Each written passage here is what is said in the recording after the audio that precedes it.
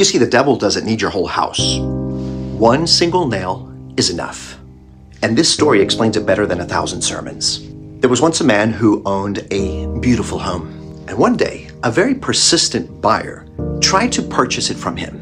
He offered money, favors, everything that you could imagine. But the owner refused. You see, the house meant far too much to him. But a few days later, the buyer returned with a very strange request. He said, "I don't want to buy the whole house. I only want to buy a single nail on the wall of your living room." And so confused, the owner thought that it was harmless, so he agreed. Weeks passed until one day, the buyer came back. But this time he was carrying something that was horrifying, a rotting carcass. And he hung it right there on the nail on the wall in the living room. Outraged, the owner demanded that he remove it. But the buyer answered, "That nail right there on the wall is mine. I can hang whatever I want on it." In time, the stench filled the entire home.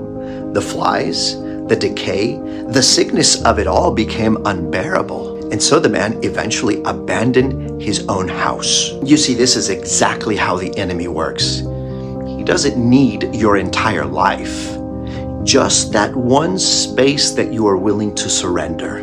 One open door, one excuse, one resentment that you refuse to forgive, that one sin that you continue to justify by simply saying it was only once. And slowly, the thing that you thought was harmless, begins to contaminate everything. So if there is anything in your life that you know isn't right, don't leave it hanging on the nail. Give it to God. Because while the enemy is satisfied with owning one nail, God wants to restore the entire house.